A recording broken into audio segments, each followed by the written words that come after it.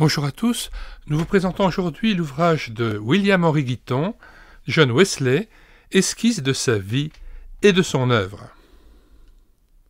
Publication évangélique méthodiste, 1989, 136 pages. Wesley d'après son journal, extrait.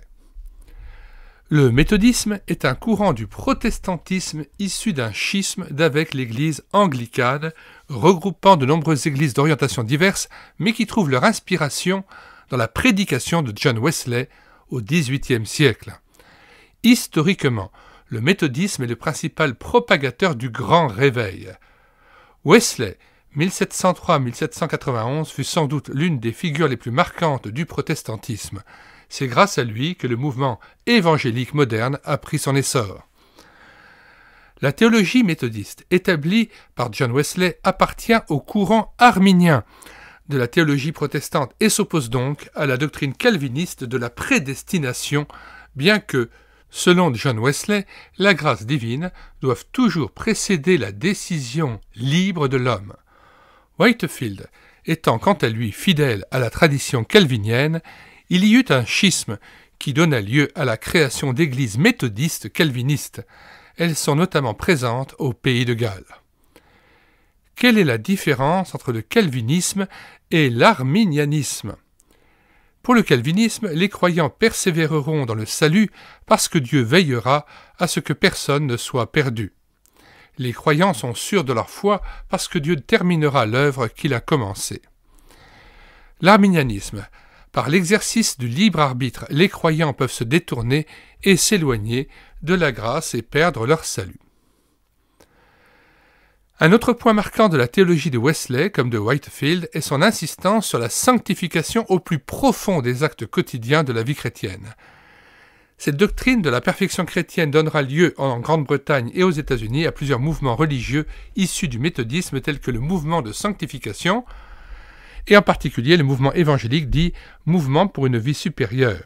Leur idée maîtresse découle en grande partie de la conviction mise en exergue par le méthodisme, selon laquelle la sanctification personnelle est la manifestation concrète de la grâce de Dieu au travers du Saint-Esprit agissant directement dans les vies des chrétiens et dans le monde.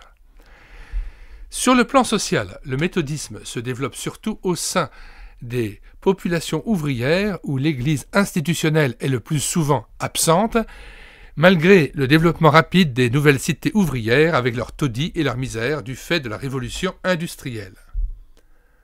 La préoccupation sociale de John Wesley est très vive et il organise des services sociaux et des écoles dans les quartiers pauvres qu'il visite. Il est aussi l'un des premiers et éloquents défenseurs de l'abolition de l'esclavage. Son frère Charles Wesley le second et devient l'un des auteurs de cantiques les plus prolifiques. Le chant d'assemblée jouera un rôle majeur dans les assemblées méthodistes. Ces assemblées sont à l'époque souvent de style charismatique, ponctuées de phénomènes collectifs de larmes, de cris de douleur ou de joie, voire d'hystérie. Cet aspect émotionnel de la prédication de Wesley est très critiqué par les anglicans.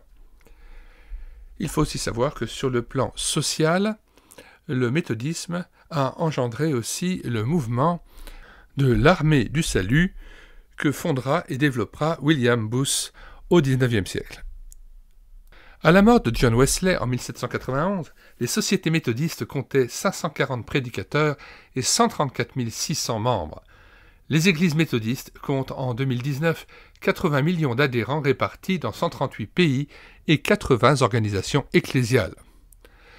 Nous mettons dans les commentaires de cette vidéo le lien de téléchargement gratuit de cet ouvrage, John Wesley, Esquisse de sa vie et de son œuvre par William Henry Gitton, pasteur. Nous y ajoutons le lien vers l'ouvrage de John Wesley, La voie du salut, qui est composé des messages de John Wesley.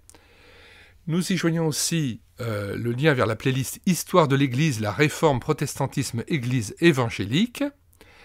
Et puis William Booth, prophète des temps modernes de Brabant. Ensuite, L'armée du salut de Raymond Delcourt. Oui, nous sommes protestants d'Éric de Nimal, Vivre sa foi au quotidien. L'ouvrage d'Agnès de la Gorce, Wesley, maître d'un peuple, 1703-1791. L'évangélisation dans l'Église primitive, Michael Green. le lien vers notre playlist Appel, élection, prédestination, salut et rédemption en Christ. Enfin, nous vous donnons le lien vers nos deux playlists Charismatisme ou Christianisme et l'autre playlist Pentecôtisme ou Christianisme qui dénonce les origines douteuses du pentecôtisme et du parler en langue. Tous les téléchargements de ces ouvrages que nous présentons se feront à partir du site internet médiathèquechrétienne.fr, site que nous avons bâti et créé en synergie avec cette chaîne YouTube Elle écoutait sa parole, afin d'assurer la réédition numérique gratuite des ouvrages chrétiens épuisés et non réédités, comme l'était cet ouvrage. Nous en sommes à 1400 ouvrages dont nous avons assuré la réédition numérique. Pour faire votre miel de toute cette richesse spirituelle, eh bien vous écrivez sur la barre de recherche Google médiathèquechrétienne.fr, tout attaché d'un seul tenant et sans accent. Arrivez sur le site, vous cliquez sur Livres à télécharger, puis vous faites une recherche par ordre alphabétique d'auteur. Puisse le Seigneur Jésus-Christ se révéler à nous toujours plus profondément et nous permettre de le contempler afin d'être transformés de gloire en gloire par l'Esprit du Seigneur. Nous vous disons au revoir et à bientôt pour une prochaine vidéo.